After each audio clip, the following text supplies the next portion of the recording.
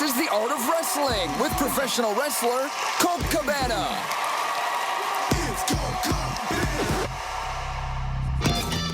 And all right, how you guys doing? Come on in, sit down, relax. You're about to listen to The Art of Wrestling, a professional wrestling podcast. It's a life podcast. It's a personal journal. It's an entryway to the minds and souls, the hearts and lives of the people involved in the world of professional wrestling. I am your host. My name is Colt Cabana. I'm a quasi-comedian, I don't know. I'm a storyteller. I'm going to do a storytelling show tonight in Chicago. Going to do a live Pro Wrestling Fringe from the Howl series. Of course, Howl.fm. Use the code COLT. They haven't promoted it that well. Oh, I'm also a podcaster. Most importantly, though, I am a professional wrestler, and I am sitting here live in my studio apartment in Chicago, Illinois. Before I go any further, it's a fan-supported and listener-supported podcast supported by people just like you. We give it to you free of charge every single Thursday. ColtCabana.com, iTunes, SoundCloud, wherever you get your podcast from. A couple great ways that you can support, rate, review, and subscribe on iTunes. Tell a friend. Let somebody know. Tweet it to them. Facebook it to them. Snapchat it to them. Best way that you can support, though, ColtMerch.com, DigitalColt.com. T-shirts, buttons, pictures, posters, DVDs, digital downloads. Great ways to support, and I appreciate your support. Go do it. ColtMerch.com, DigitalColt.com. And speaking of those platforms, all right, I'm giving you the pre-warning to the pre-order. I think this is happening. I think I'm supposed to today go right from here to go pick up the hard copy, to send it over to the people to get it done, the Road Diaries 3. So next week, I think we're going to have it up on pre-order. I'll have a big announcement about it, but just know it's coming soon. We're about to pre-order. I'm going to do a couple weeks of pre-order. I got limited edition autographs of me, Kiku, and Grado on a postcard if you order off the internet. It's coming soon. I swear. Yes, it is. Next week. I'll have an announcement next week. So this is the pre-announcement announcement. I do have an announcement about a live show that's happening at North Bar the night before Thanksgiving. We're moving it around constantly. Tickets are now up. Unprofessionalwrestling.brownpapertickets.com. We're doing it at North Bar. That information will be at ColtCabana.com if you need it on the front page. Unprofessional Wrestling. That's the show title we're going with for now. Do you like it? Do you not like it? I like it a lot. I didn't need to convince Marty much. He just said, yeah, all right. So we're doing comedy, we're doing clips, we're doing commentary the night before Thanksgiving, North Bar in beautiful downtown Chicago, Illinois. There's parking. It's not that downtown. Okay, I don't know if I have much to go off in the beginning. We'll see what I got. Adam Rose is on the show. I was down at the Performance Center doing weird announcing tryouts when he literally debuted that whole gimmick. And he talks about how he had to change it and switch it.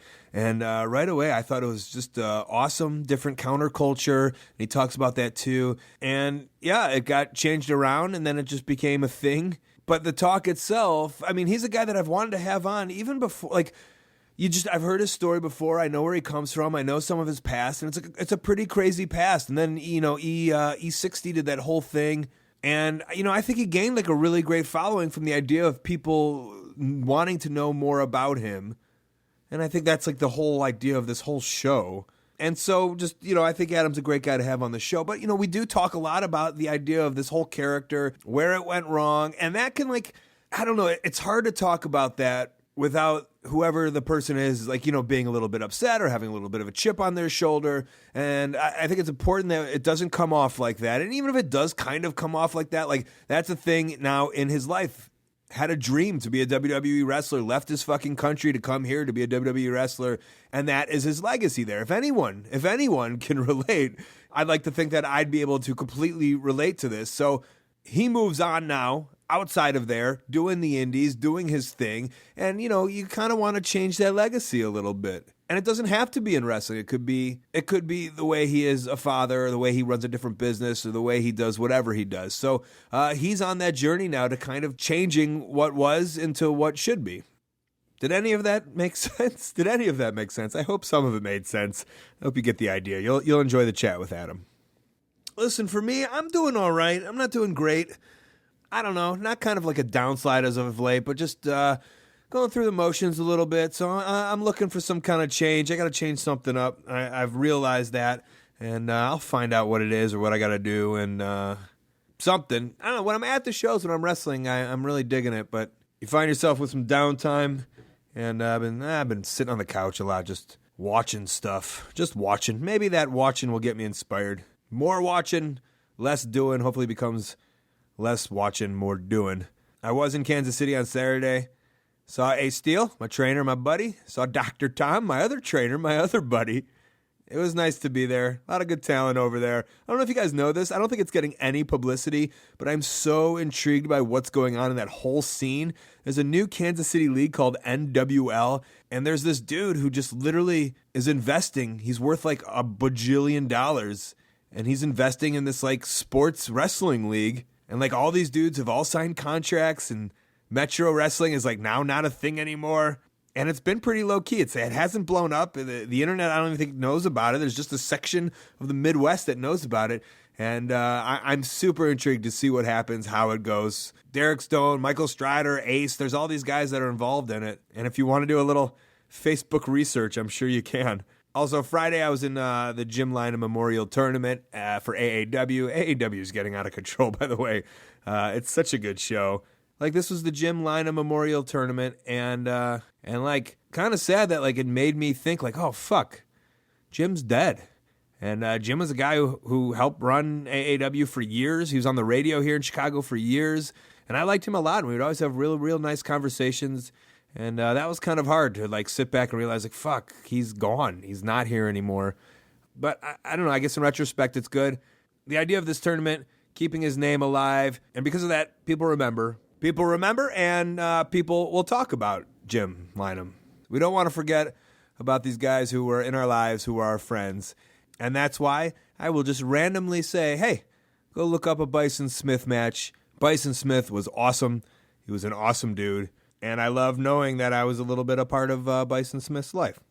Let's do a song. We do have a song of the week. It's brought to you by 54club.com. And somebody has finally given you the option to never have to go out or go shopping ever again. No one wants to shop. Look, of course I want to look good. That'd be super nice, but I don't want to go farting around from place to place. And even if I did, I wouldn't even know the places to go. 54, they've solved all these problems. They're an LA-based brand. You can't get any of their clothes in stores. You got to be a member. All you got to do is go to 54club.com, sign up. It's $60 a month. It's free shipping. It's very, very easy. They have different styles for different occasions. You could choose from classic, casual, forward, or mix. Maybe for a date, maybe for a meeting, a vacation, a wrestling convention, a wrestling show. Maybe you want to look good for your wrestling promo. If you're a promo, 54 will make you look good. Again, head on over to 54club.com. Use the promo code COLT at sign up. This is going to get you 50% off your first month for 54 Club packages. Again, that promo code is COLT. Gets you half off for the first month. That deal is ending in October, so go to FIVEFOURCLUB.com now. Start looking good. Okay, the song this week is by Detroit, a band named Detroit. Jim Weber, who owns North Bar, the same place we're going to go do a comedy show Thanksgiving Eve, was like, hey, I used to work with these guys in Minnesota. They loved wrestling. Here's a song about wrestling. And I was like, oh, perfect. I'm going to play that song. So we're playing that song. It's called Twisting. Enjoy it. We'll be back with Adam Rose. Hey guys, we're also brought to you in part by WWE 2K17, the video game. WWE 2K17 is back. It's worldwide, but most importantly, they've entered Suplex City with their cover boy, Brock Lesnar. This year's game features amazing graphics and gameplay, as well as a gigantic roster featuring the biggest and brightest stars of the WWE past and present, including probably hundreds of guys who have appeared on this very podcast.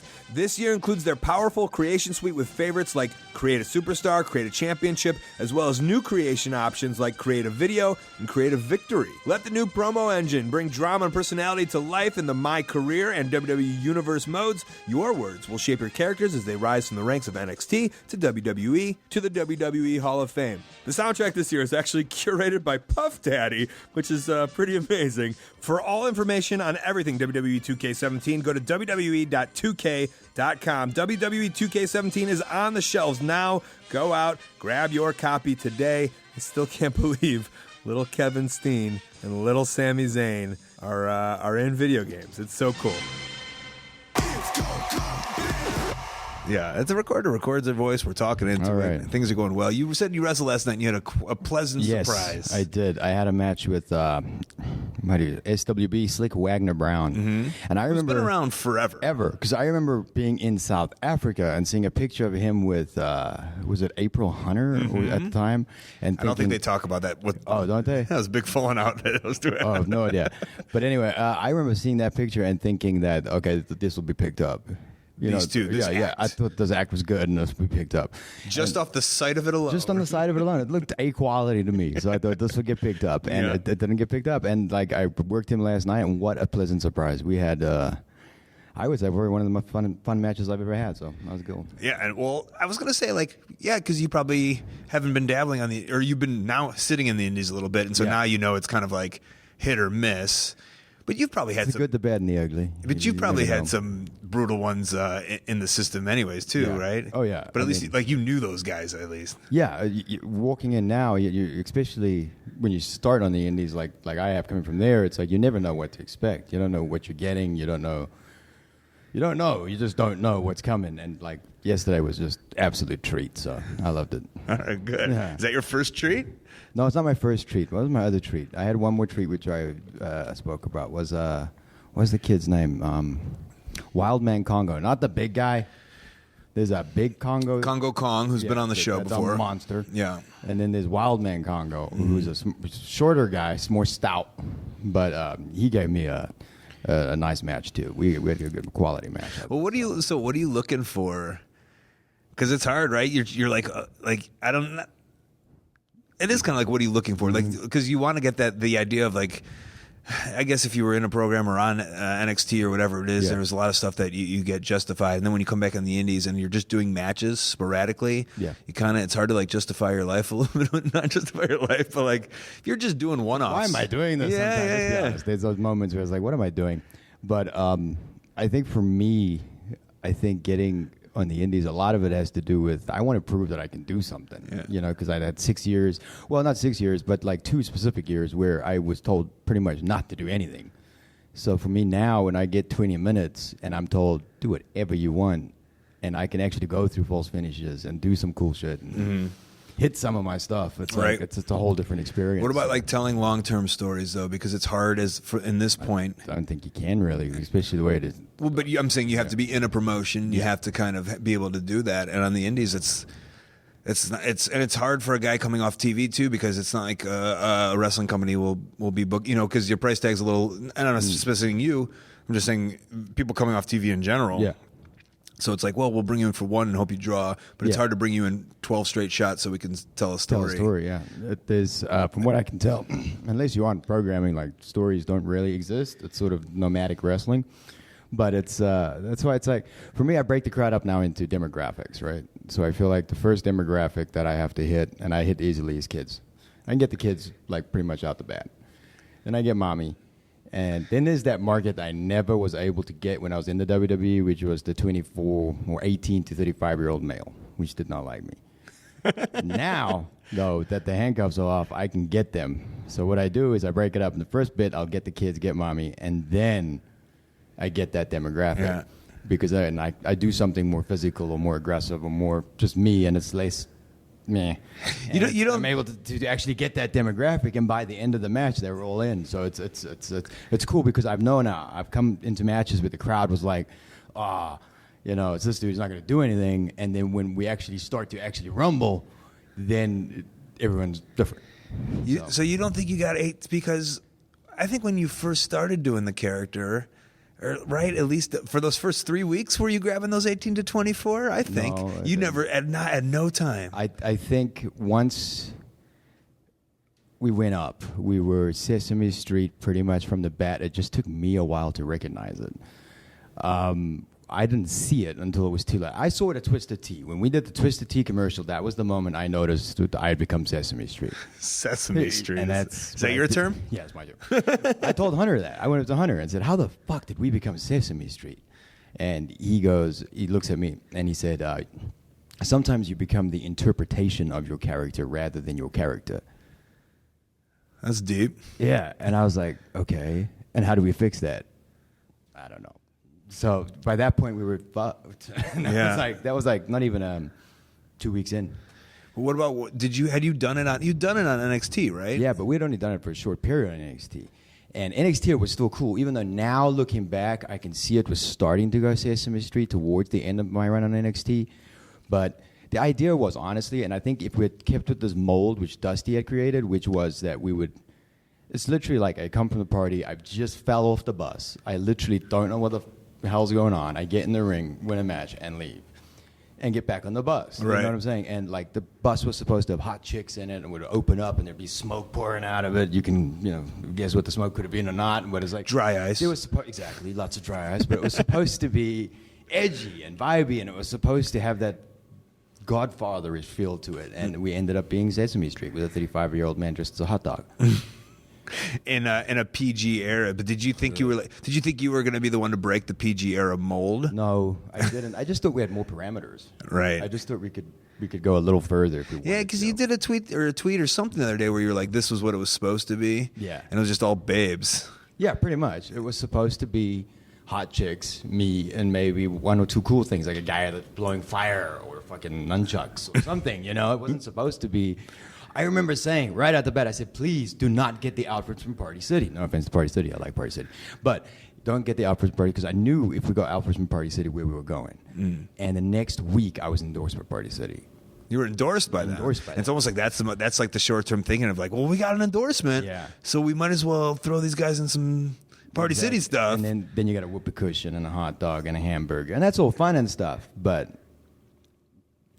on that 18 to 35-year-old mold, which you have to get. Yeah. It just sort of... Which are the influencers, I think. I think they are. It's a weird line, right? Because, the kids are too, but if you're getting influenced by the kids, then you're John Cena. Not even. I think Adam Rose in the WWE's demographic was like a 4-year-old. So it's like I don't know how much money I'm making on a 4-year-old, but it's like I think that was my demographic. It's like, and that's not cool. All right. So and it was never intended to be that way. So, but by the time I had realized it, and by the time it was already sunk in, and it already sunk. It was too late. Because, and we won't harp on this for too long, but it's, because those, like for me personally, right, like my first match, I lost to Brian Kendrick in 2 minutes. But like, it was like, I had been in developmental for so long, I had gotten called up there, like, you're making your debut. So I was like, there was no question to it. I was like, I am so excited right now. But you look back on it, it's like, why would I debut losing in 2 minutes to a guy who's going, and another guy is, do you remember Kizarny? Yeah, like his debut...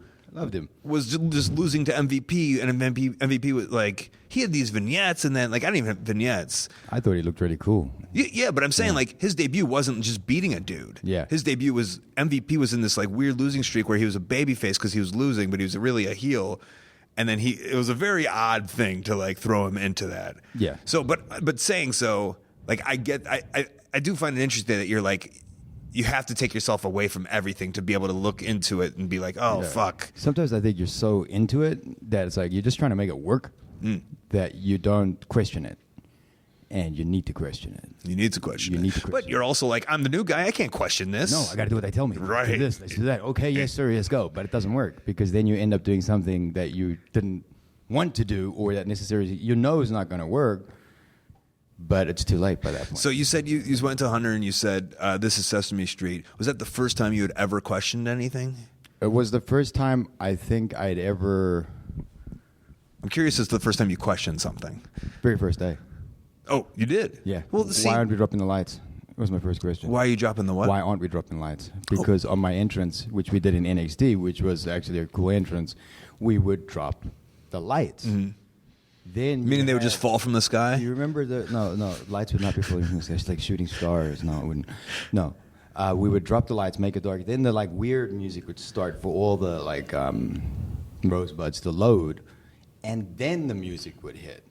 And what we did on Raw was bright lights, so you could see now everyone loading. You could see now the people in outfits, and it had nowhere near the same feel. You want it like Sabu style, lights come up and there they are, just there. Well, I can't think of the word for the type of music it was. It was almost like Egyptian belly dancing music would hit, and that would be the load music, and then there would be this like weird vibe where everyone's sort of loaded, and that was like a part of it was the load, and that lights would come down a little bit, and you could see them, but you couldn't really see them, and the Egyptian music was playing, and then the music would kick, and there we would go, and that formula worked. So when we changed from formula, my first question ever was already in NXT when we changed music. Because why change from a good song? That song was great. Well, that was legal reasons, right? No, it wasn't, because the guy who wrote the song and sang it actually called me and said, I'll give you the song. Really? Yeah. And it's like, but I think they just wanted full control over everything, and it's to be theirs. God, even the guy who said, "I'll give it to you." Yeah, he said, "I'll give you the song." Just Yeah, so I don't know. So that was the first question, was the music. Then on the entrance already, I was already questioning, why is it different to what we were doing? By Twisted Tea, I was like, okay, this is a song show. Right. So you changed the character. Like, did you know? Well, you didn't. I mean, you were. What were you before? The South African Hunter. What was the name of that? I'd had 5 versions of Kruger by that point. Of Leo Kruger, right? Yeah. So, but did you know? Like, was Adam Rose? Was that your character? Did you know that well? Adam Rose, I created with Right. Dusty, but we created him honestly just to show range because I'd been given the 2-week notice deal, which was change the gimmick or you're out of here in 2 weeks. So I created Adam just to show range. Next thing, we ran with Adam, which was fine, and he was legitimately based on Aldous Snow from Get Him to the Greek. So the thing is this. Hunter told me straight out, this is going to be a hard sell. To a 7-year-old man who's never watched Get Him to the Greek, this is going to be a hard sell. But it wasn't a hard sell in Europe. You know what I'm saying? They got it immediately right out the bat. But to certain people there was a hard sell. To dumb America? To dumb freaking Americans. That was it. I'm to be honest, the male American demographic, 18 to 35, just could not stand the character. Just couldn't stand it. Couldn't get it. That European campness, which is not that, it's campness. It's not gay. It's a form of comedy almost in Europe. Like William Regal got it right out the bat. And he probably loved it. He huh? loved it Yeah, of because course. he got the campness of the character. And it's like, we don't have really camp characters. I don't know if Americans know the term camp, but it's like, and I think they were scared of it almost. That the males were scared of that demographic and that type of character, and that's why we lost them. Well, sure. You see who's running for fucking president now. Like, it sums up what America's all about. How does that even happen? Right? How does that even get taken seriously? And he's legitimately running. In your country, this is your country now, right? Are you green carded or are you I'm in? still green carded here. When are you going to be in? I'm going to be in, but it's like I could have been in already. It's just a matter of getting the time to do it. But it's unreal that he can actually run. Well, we don't have to stay on him. I don't mind that. But I like the idea of you've moved halfway across the world. Yeah. And you want to be in America for the rest of your life? Probably because I got 2 baby boys here. Yeah. So I mean, I wouldn't leave without my baby boys. So. But that's the thing. Like, could you imagine being like 10 years old and someone being like, "Hey, when you're whatever in your 30s, you can then live in America for the rest of your life." I couldn't for me, the biggest obstacle in my way to achieving the goal of going to the WWE was getting from South Africa to America. That was always the big problem. And I think if we'd been able to close that gap earlier, some other South Africans would have done it. But Gabriel did it first. And then he's the reason I did it, because he's the one who called me and said, if I can get it, you can get it. And didn't think I was going to get it at all. So that was always the big obstacle, was just getting from South Africa all the way to America. Who was the last, and I'm going to talk about this with Gabriel, but before Gabriel, was there anybody ever close to any? The 2 guys I think could have gotten it was Gabriel's dad. Could have gotten it. Yeah. If he had ever gotten a shot. And a guy by the name of Tornado, in South Africa. If they were given those opportunities at that time. But they weren't. They weren't. And besides Gabriel, there's nobody ever to make any kind of splash anywhere. No. There's a kid now that's done some work in ROH. Zizou Madou. He was just a little kid there. I think it was just a training camps or whatever. But I think he probably will be the next one. Right. But he got married, so I think he just ruined his life. That'll happen. He just got married, so I think it's all over. But it's kind of odd that Justin Gabriel, like this is in 2000. This isn't like 1970 something where the doors have been open. It's been open very late. You can only imagine there's probably a lot of other people around the world that, right, like they just signed this China dude or whatever. Yeah. And it's probably pretty crazy that no one's... Well, they're looking now. They weren't looking back then. They weren't like looking for different. And me and Gabriel aren't exactly the South African demographic either. So it's strange as well. But, in terms of what? Why do you say that? What do you think? When I think of South Africa? What do you think of? I mean, it's like we're not exactly the representation you would expect. And do you mean like black dudes? Well, I would expect, if I was going to hire a guy from Africa, I'd probably hire a big, jacked. But when I think Africa, I think South Africa, sometimes I think differently because like Johannesburg and stuff. Yeah, but you know that. Not most people know that. Gotcha. I don't think most people know our history, so. and I don't know that much. I don't think I know apartheid. Yeah, you know that. I know that.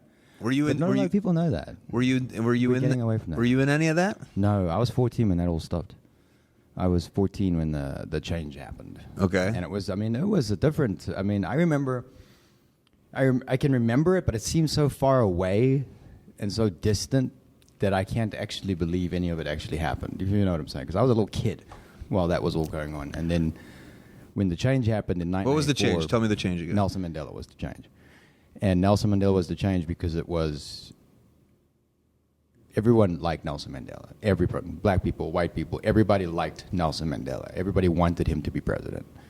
And then it took another president that doesn't get any credit for this, F.W. de Klerk, who was the white president at the time. He was the guy who actually called to stop the apartheid.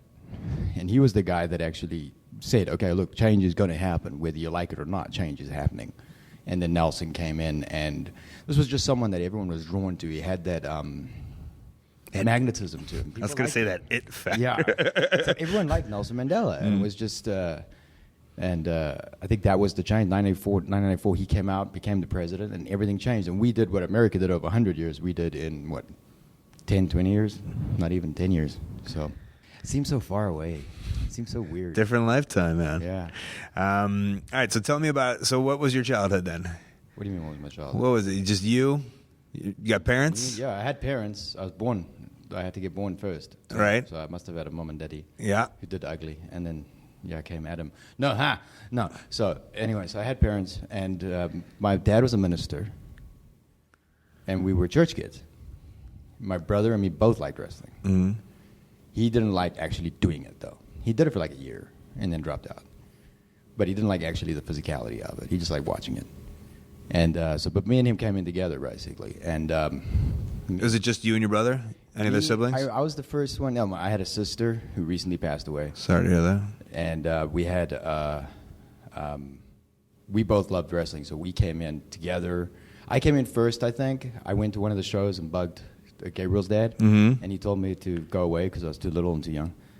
And at what age did you bug him? I was 15, turning 16, and he said, go away. I was like $140. What am I now, like $190? No.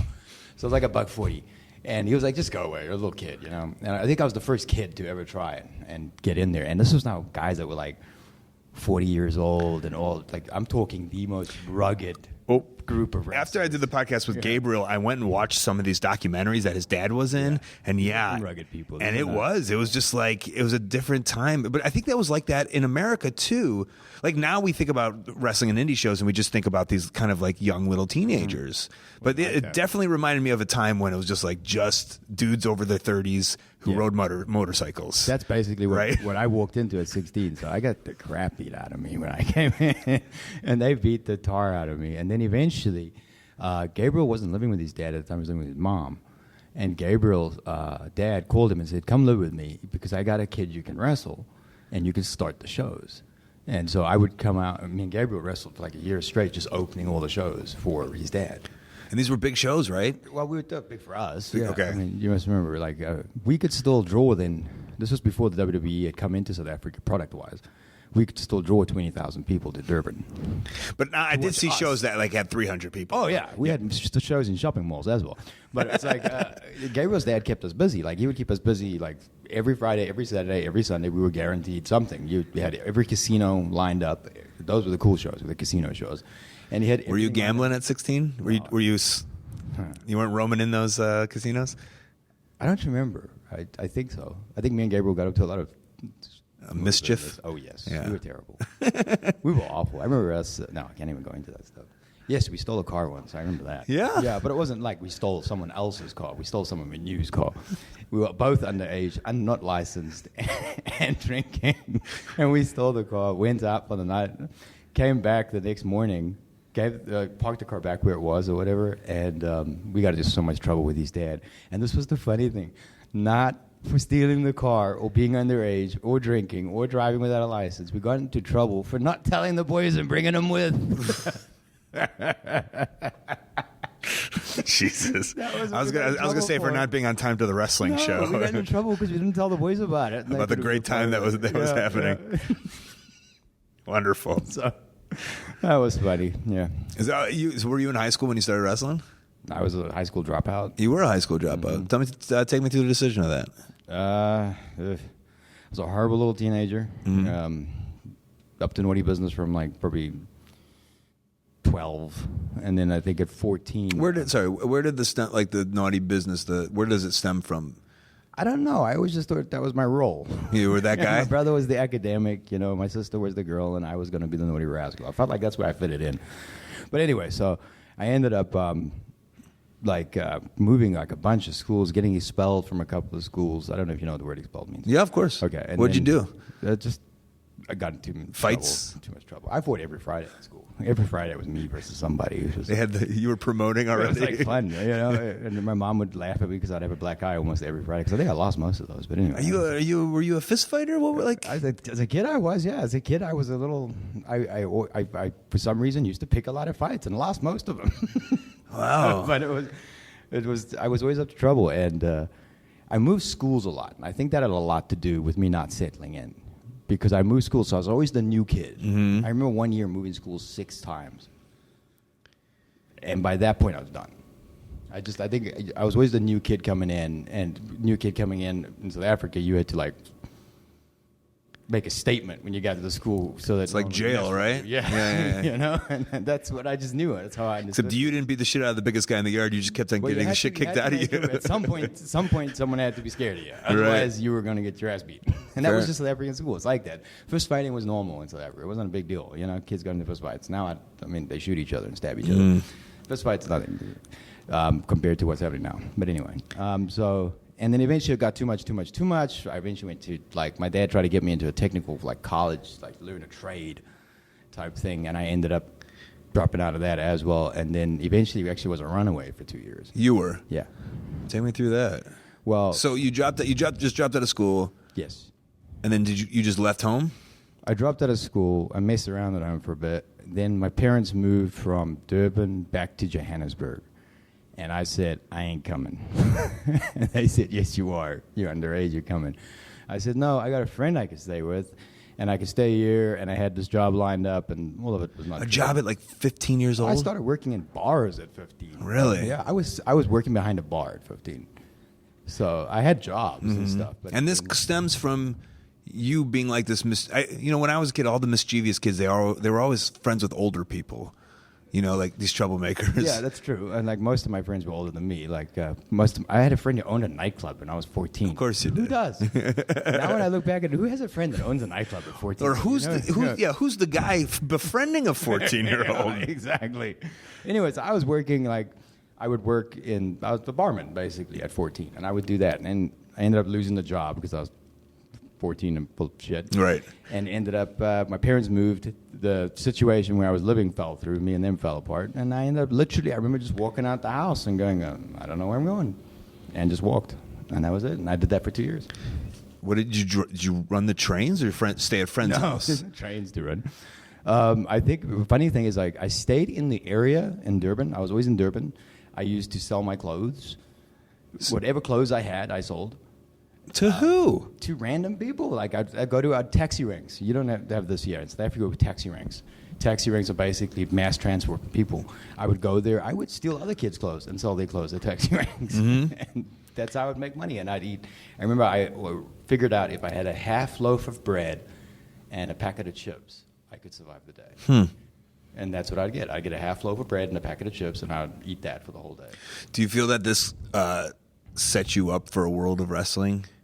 Or do you think it's two different worlds? No, it's two different worlds. Two different worlds. I mean, that was just, I don't know what that was, to be honest. Well, the idea of essentially it's not a con, but the idea of we're conning people and there's the carniness of it. And I feel it's the same, or even the art of bullshitting and bullshitting with people and cutting promos.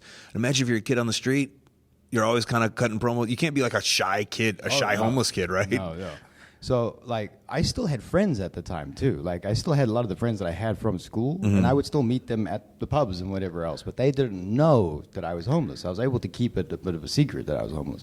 But they would go to the pub, and then at night they would go home, and I would end up going to sleep in the toilet by the pub. Wow. But they didn't know that. Yeah. And I did that, and I'd sleep in abandoned houses. or houses that were being built. I'd find that. I figured out pretty early too. You stay awake at night and you sleep in the day, and it made things a lot safer. If you slept in the day, you were a lot safer than trying to sleep at night, which is a terrible idea. But mainly public toilets and stuff like that. I found like areas that I could literally just put a jacket down. I remember getting a long trench coat, and I got it. I saw it, and I got it because I knew I could use it as a blanket. Yeah. It's nuts. Yeah. So how does wrestling come from? How did I get back into wrestling? Yeah. Somehow, I remember never eating out of the garbage can. Never got that hungry. But I remember I used to drink a lot of water just to fill my stomach, to have a feeling of feeling full. And I remember for the first time ever, there was like this little barbecue outside of a pub. And a guy took a burger, took one bite, and just threw it in the trash. And I looked at that burger, and I was about to get it. And then I knew, I'm not going to eat trash. I'm going home. So you went back to your family. Gotcha. I went back there. And my mom had been trying to get a hold of me. My dad had been trying to get a hold of me. Dad actually reported me missing to the police at one point. And once I had to reach out back to them to finally actually locate me and lock me down. And then they bussed me back to Johannesburg. And one of the ways she got me to do it was by saying she had met wrestlers. My dad and her had met one of the wrestlers there somewhere in Johannesburg. We've got a wrestler. They're dangling in front of you. They knew I loved it, so this will get you home. Yeah. And that's actually how they did it. They took me to one of the shows, and I spoke to Gabriel's dad, and that's how it all started. And so, like, when you came to, because I think I was gone when you came. Yes. But I remember to America. But I remember. Yeah, I remember like being like, "Who's this guy?" And like one of my friends being like, "Yeah, there's another South African." Like, Yeah. and I do kind of remember the idea that, and then I remember them saying that like you'd been doing it a long time. Yeah. So Doing it in South Africa and doing it, two different things. two different things, huh? It was like you were taught to bump and hit the ropes. And pretty much everything else you had to learn. But before you got on that plane to come here to hopefully try to change it, how long had you been touring around? Probably, I was 29 when I got signed. So I was 16 when I started wrestling. So I'd already semi-retired. I was already in retirement by the time. Makes sense, sure. Yeah, I was late 20s. Well, nothing's ever gonna happen for me. Happen. I'm done. Gabriel. I mean, we'd had conversations before. He was close to retirement too at one point, and then eventually, I think he went to the United Kingdom. I had a girlfriend at the time who had 2 kids, and I was busy raising her kids. So I had a full-time job, and I was just doing that and wrestling on the side. And I think I dropped out of wrestling and started commentating because we got a TV deal there. And I remember that. Did Carino come over, or Joe Legend maybe? Joey Legend. Horrible show, my God. But anyway, the production looked nice. The production was great. The wrestling quality was awful. Right. But like and that was the first time we really started learning was when Legend and them came over because they would teach us stuff we didn't know. So Legend would come over, and like I remember Cesaro's partner from Swiss Money Holding. That guy taught me how to do a match. I never knew. And you were 10 years deep at that point, I was 10 right? years deep, and I still didn't understand the shine of this or that. And I'd never been told. No. What were you doing then before? Just moves? I had broken it up by himself. So it's like my head had figured out, all right, the good guy is normally up top in the beginning. So just by watching it, I sort of figured out psychology just by watching it. And saying, all right, and I worked it out, and this is so silly. No. I worked it out according to video game power bars. Right, so if I had so many power bars, and I hit you so many times, your power bars would be down here. Yeah. And so then you would have to get my power bars down here. Then we're into a double down. Then that's how I worked it out. It's like video game psychology is how I actually tried to figure it out. And to be honest, when I do seminars and stuff, I sometimes use the power bar analogy. Yeah, which is strange to me because I pulled that out of my butt. But it does make sense. But right, that can't be the way that you're learning the craft and the trade. So when I came to America, I didn't know a lot of stuff. I remember the tryout. What was that guy's name? Ivana Brewski. I don't know what his name was. A big Polish guy from OVW. Ivana Brewski. I mean, sounds like I want a beer. Yeah, Bart Simpson said that, and the guy's name was something Brewski, and I knew I couldn't understand a freaking word he said to me. It was 50 people were at the tryout, and we were the last 2. Well, what's the tryout? So Gabriel says, "Get over here. Yeah. I think you could do something." And you fly yourself over, and what? And there's $1,000 paid my. So you were in one of those tryout things. Gotcha. 50 50 people. people there. There was already. I was signed when AJ Lee was signed. I was signed when Mason Ryan was signed. Yeah, that's when I got signed. It took a year for me after that to get here, though, because of the paperwork and the visas and everything else. But that's when I actually got signed. So you just did one tryout camp. I did one. Did you have the money to do that? I literally took every last cent I had.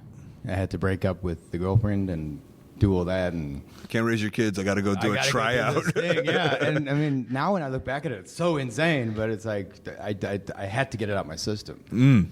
I had to try it. Otherwise, I knew I would live with constant regret for never trying it. Mm-hmm. And I said that to her. I said, as harsh as this is, I have to let everything go, and I have to do this one thing in my life. Otherwise, I will never know, and it will haunt me forever. And so I did it.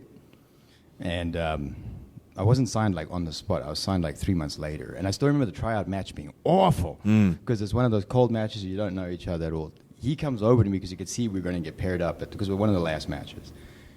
And he's telling me, going through some spots, I couldn't understand a word he said to me because I was still very South African at the time. I couldn't understand. He was a heavy American accent. And he was like this big Polish guy. I was like, what the? But I had no idea what he said. That's how we all talk. Yeah. So anyway, I had no idea what he said. And I remember the match being really horrible, too. But I remember I didn't know what he was calling, so I just started beating the crap out of him halfway through.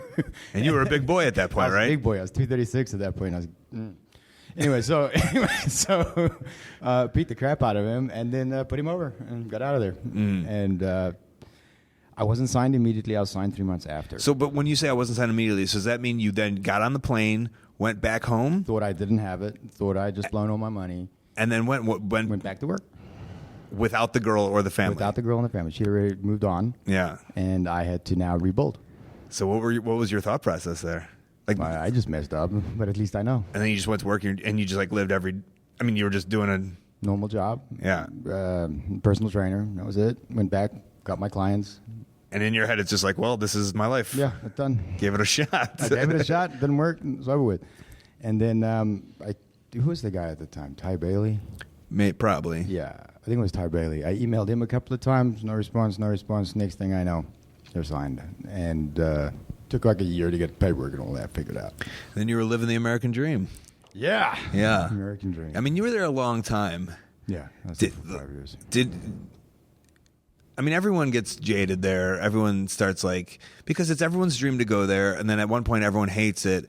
And then you have to take yourself out of it and be like, there's so many people that would love to be here. Mm-hmm. You have to keep yourself in check. Were you going through a lot of that? Motivated. Yeah. It's weird because, and I see it even now with NXT talent where it's like, there's only so many drills you can run until you start to go insane. And that's what happens. The 5 years worth. To go crazy eventually after running drills. And it's different now, I think. I think once you've got a certain tenure, I don't think you have to run certain drills. Okay. But back then, you just ran drills and drills and drills and drills and drills. And you're running drills for five years. Right. And your body's taking wear and tear. And it's just, eventually, I think it actually starts to drive you a little nuts. Mm. Yeah. So was there a point then, because you're not just I've made it to WWE, you're a guy who's moved to be, not bitter, but to be while you're doing the thing that you've always wanted to do. Did you have to put yourself in self-check or no? Over and over again. Yeah. I had to reevaluate over and over again.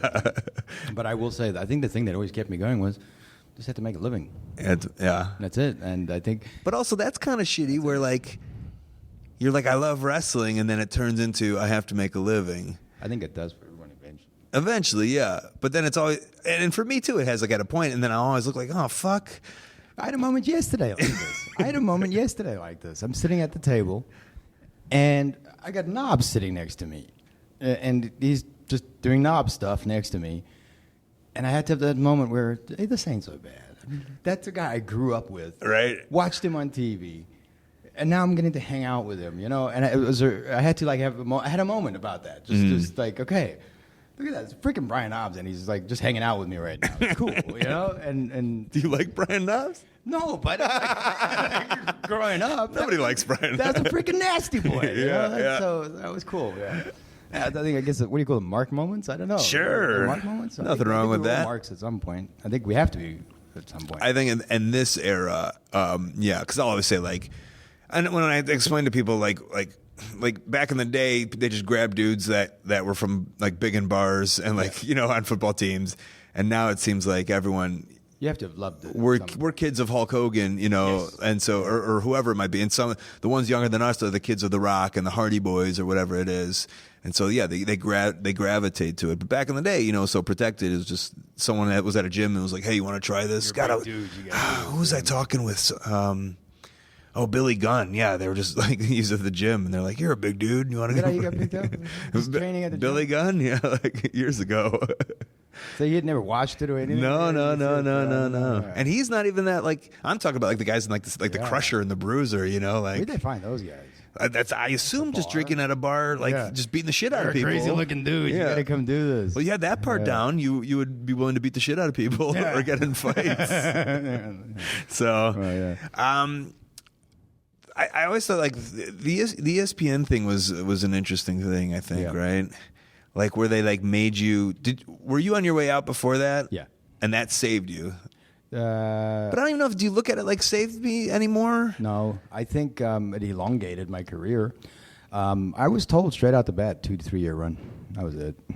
I was never told, but you always hope that you can make more of it. You were told 2 to 3 year run with what? If that Adam Rose character? Yeah. Okay. Like once I went up, I was told, look, mid-card push, 2 3 year run. Wow. Right. You hope I you're knew that. You But hope you always you're hope. the You always hope. Eugene. Remember when Eugene took that character and made it like the biggest thing, and then Hunter had to get involved and destroyed it.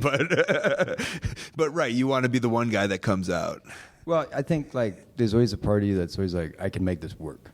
I can make this bigger than what it is. But your ceiling's already set. Mm-hmm.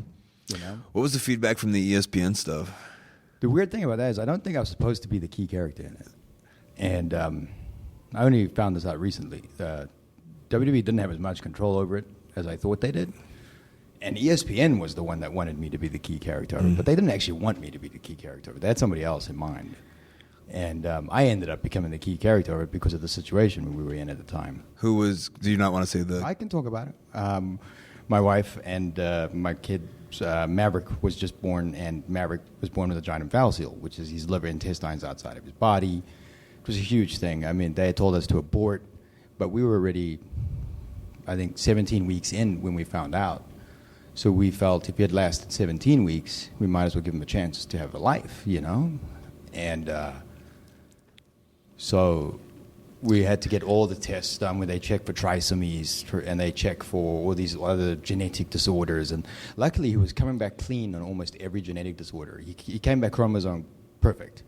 So it was just stage 10 of development, or at day 10 of development, when the umbilical cord goes back into the body and it goes into the body and it puts the intestines and everything in place. That stage, that one day, for some reason, didn't take place. And it just left it out. So what happens is they're called O babies, and they're born with a sac and the intestines and liver outside of the body. They don't normally make it past a couple of days. And we were told, don't expect him to scream, don't expect anything. So when he went in, by the way, I had a staph infection at the same time, and I was unaware of it.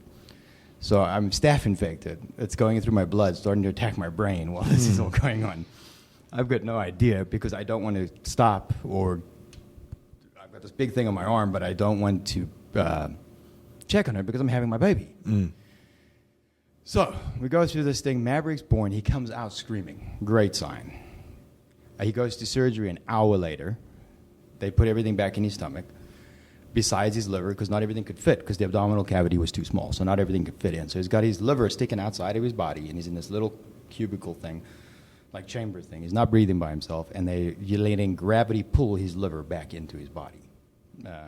Great doctor, Dr. Charles Paytas, was a surgeon who did all this, and he said it's carpentry, how he described it. And he said it's not the umbilical that'll kill him. It's going to be a heart defect or a lung defect that'll kill him.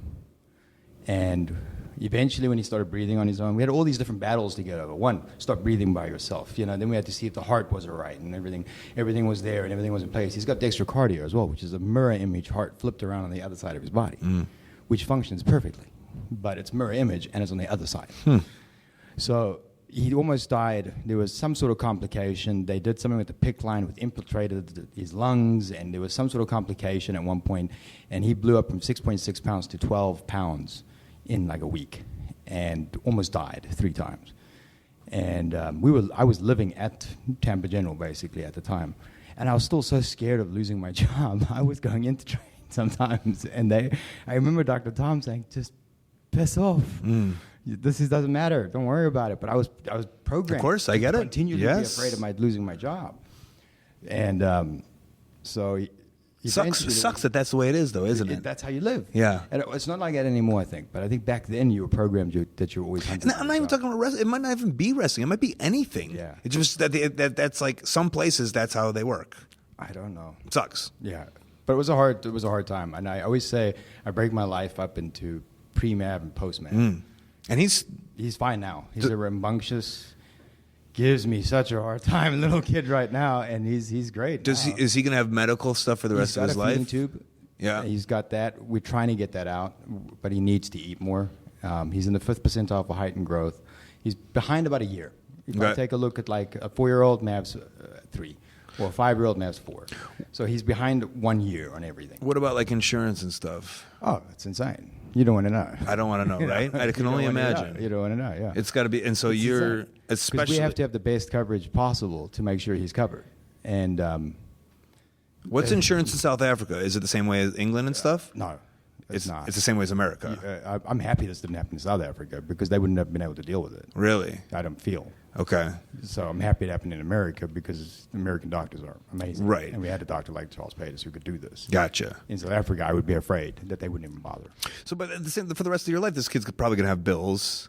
Yep. And you're going to definitely have to, work more than ever. Yep. So, I don't want to assume anything, but so then when you're done with the WWE, obviously for your own sanity, it's probably nicer. But for the idea that you have a kid and that's probably the highest paying job in America for pro wrestling. Yeah. For pro wrestling. But the thing with it was there was trade-offs. There's always trade-offs. I was never at home. I never saw Mav. Never saw him. Mav missed out on me for 2 years straight. I wasn't there. Well, that's why. Do you remember Tyler Rex? Were you around for him?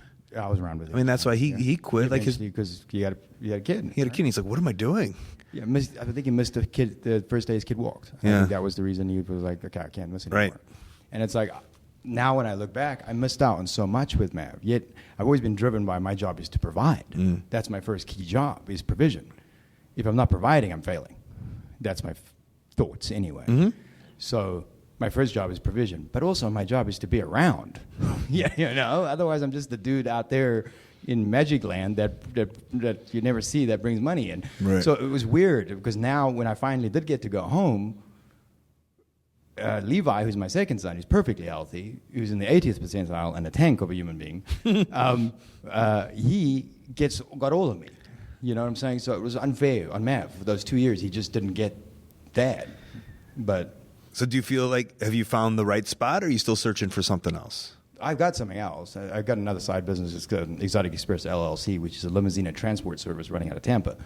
So that's going to be another one of my focuses. But I'm almost saying, in terms of your, not even as wrestler, but in terms of fathership or whatever it might be. Is this in terms of fathership? Is this the spot you want to be in, or was the WWE with the bigger money? Was that the most? Was that, I don't want to say the better spot because obviously.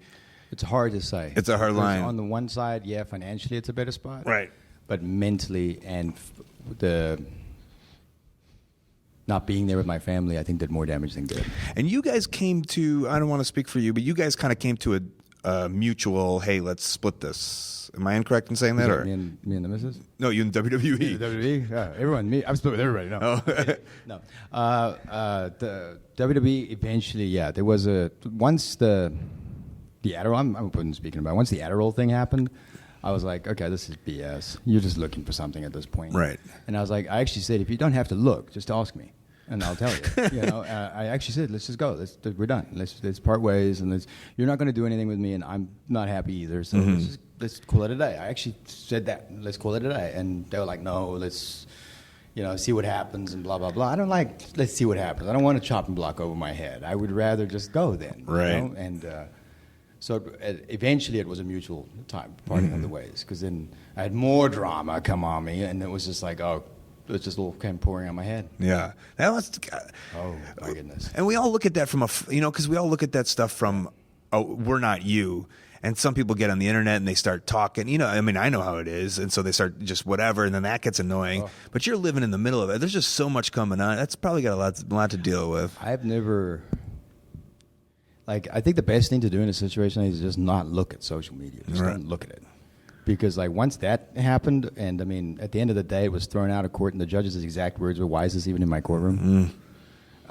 Because a cop was looking for a federal arrest and found a loophole to get it. That's what it was. And then it became this other thing, and then TMZ jumped on it, Right. and Fox jumped on it. Ugh. But where were they when the judge is throwing it out of court?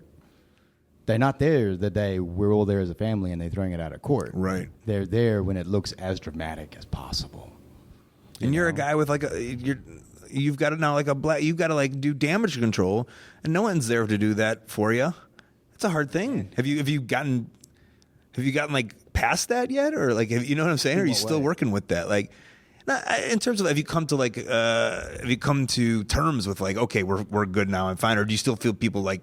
No, I don't think I'll ever be clear of it. Yeah. That's the thing. I think no matter what was actually happened, no matter what actually eventually was said in court, I think there's always those that are going to want to say that. So just the other day, there's more. I still get tweets about it. So Right. It's like it's something that's just on you forever. Ugh, it's gotta And be it shit. never happened that way. Yeah. It's just stuck to me forever. It's gotta be Everything I shit, know man. about. Well, what you can do is get back on the road, start that's the thing. wrestling. I just do one foot in front of the other. That's Right. what I do. I feel my theory is if you keep it moving one foot in front of the other, you get somewhere eventually. So that's all I do. Well, cool. Yeah. So you're in a good place. Are you in a good place? I think I'm in a better place than I've been in Okay. a long time. I wouldn't say I'm in a great place. I think I'm in the best place I've been in a while, Right. but not perfect. What are you going to do to get to the perfect place? I think once the other business is all settled in, for me, everything's about provision and security. That's what my life is provision and security. I provide and I secure. I don't know if that's right or that's wrong. I don't know if that's traditional. I don't know if that's what expected of me. I don't even know if I have to do that. But I know that in my brain, that's why I was raised. I provide and I secure. So with the limousine thing, what you're saying, so you're smart about it. You know, like sometimes wrestling's out of your hands. Yeah. You're going to wrestle, but you're hoping this is what you're going to grow is the limousine thing. Well, that's the thing. That's why I want other channels. Or even not even the limousine, Yeah, right? I'm just sticking with. I'm not just saying, oh, I'm going to be a wrestler. And no, those days are done. Because you're a grown up. Yeah, those days are done now. And it's like, unless you're in certain companies, you can't. You got to have other avenues. Yeah. And that's all I'm doing is creating other avenues. Yeah. Well, that's one of the first things I did right after leaving was, and because my theory was always just like, oh, I was there and then I was fired and then I had nothing. So I need to be able to like put 7 pots out there. So if one of those pots goes away, I still have 6 pots. Yeah. 6 avenues or whatever Exactly. it is. Yeah, so we think alike then, because I think of avenues. And it's just a matter of creating different avenues, different lines of income, and that's it. And that provides provision and security. There you and go. That's all I care about. Oh, I have nobody to provide or secure for except for myself. But So it just makes it real it's the ultimate selfish. driving force. Well, yeah, fair enough. Yeah. Ultimate driving force. I think living by myself, I might be really lazy. I think if I didn't have kids, I'd be really lazy. Oh, That'd be horrible. it's wonderful. I'd be terrible. You should try it. I can't. Where are you at on the internet? Where am I at on the internet? What is it? Aegis_Rose, which is the. No, I'm not saying what that is. I haven't said yet. Have I said what that is? I'll tell you what that is. It's a secret? Yeah, Aegis. You know what Aegis is. No. Oh, I do. Yes, you do. That's why I did it. So. Oh, because so that came up in something. Somebody had quoted that. Yeah. And they said, what's her name? Paige was saying something. Paige said something about Aegis. What, Aegis? Yeah. About Aegis, the company. the company, yeah. So if you just do some Googling, I'm sure, so right? that's why it's Aegis_. Oh, okay. I didn't put that together. Yeah. And then, obviously, I got a website up now, which is www.eldorrose.com. You also said WWE. Did I say WWE? Yes, you Yeah, did. Freudian. You got me on the Freudian. All right. www.eldorrose.com. And That's how they can contact you, bookers and promoters. bookers, anything like that. I'm actually, if you want to contact me, it's Adam Rose Bookings, and you can contact Mark. Mark will deal with that. Adam Rose Bookings at Yahoo.com? it's well, your phone. You turned your phone off. Yeah, it's Okay. Yahoo. I'm turning it back on. Great. It's Adam Rose Bookings at Yahoo.com, and you can contact Mark. For Great. bookings. Yeah. Anything else I'm missing? No, Exotic Express, LLC. If you're looking for a party bus or limousine transportation services, bachelorette party, anything to do with it. Go to a concert. Thanks, buddy. All right, thank you. All right, friends, that is a show for this week. Adam Rose telling his story, and I think that was out there. The stuff on the streets. It's still pretty wild, though. Just think about the pampered life I've led, and how great my parents are. What a life they've given me. I'm always grateful. And I assume Adam, Adam to his kids. So follow Adam Rose. Let him know you like the show. Before we get out of here, let's get in some plugs and Upcoming events. The best way that you can support ColtMerch.com, DigitalColt.com, Twitter and Instagram at Colt Cabana, Facebook /AOW Podcast, also /Colt Cabana. Past archives of the show are ad-free and they're on Howl.fm. Use the code COLT, get yourself a free month. ColtWrestling@gmail.com is my very public email. Maybe you're a promoter, want to put me on your upcoming show or a convention. I got a YouTube channel. I also got a ColtCabana.com website. I got a P.O. box there. You can send me some snail mail. Upcoming October 14th, 15th, 21st, 22nd, 29th, November 3rd and 4th, Chicago, Detroit, Tampa, Fort Lauderdale, Baltimore, Arlington, and San Antonio, ROHWrestling.com. Sunday, October 16th, Austin, Texas, WrestleCircus.com. Sunday, October 30th, Gainesville, Florida, The Fest, FL.com. Saturday, November 5th, Bedford, Texas, MetroplexWrestling.com. Friday, November 11th, San Francisco, California, AllProWrestling.com. Saturday, November 12th, St. Paul, Minnesota, HeavyOnWrestling.com. Saturday and Sunday, November 19th and 20th, Rahway and Newark, New Jersey, WrestleProOnline.com. That is the show for this week. Hey, thank you very much for listening. I really, really, really appreciate it. Thanks to Adam Rose. Thanks to Cable Guy Jeff and Stu Stone. Thanks to Kid Russell, Matt Jenkins on the music. Thanks to Dane Miller with tech. Let's thank some sponsors. HighSpots.com. Hundreds of full-length titles available to download. An amazing VOD service. You could watch whatever you want. A lot of PWG, a lot of $5 wrestling, all the good stuff. Hey, man, knee pads, gears, mask, a wrestling ring. They got it. They got all things wrestling. They're great. HighSpots. OneHourTees.com. They help run ProWrestlingTees.com. Also, ProWrestlingCrate.com. This is where you can support your favorite independent wrestlers by just buying yourself a t-shirt. Also, tweakedaudio.com/Colt. The earbuds that I use get over 30% off for free shipping just because you listen to the show. It's kind of rainy. It's kind of gross over here in Chicago. But the Cubbies are doing well, and that puts a smile on everyone's face, including myself. When things are making me sad, I just remember that the Cubs, who haven't won in fucking forever, are doing very well. Is that sad? I guess not. That's kind of like wrestling. Like, you put yourself in other people's positions, that makes you happy, and this does for me. Great. I'm out of here. Guys, this has been The Art of Wrestling. For Colt Cabana, I'm Colt Cabana. Thanks. You know what I'm big into right now is Dr. Phil. Is that bad? Is that Said bad? nobody ever. Is that bad? It's Is weird. That bad? He did a book recently. It's an audio book. And I suggest everyone listen to it, where he explains evil people. Yeah. And he might be one of them. He might be. He admits that.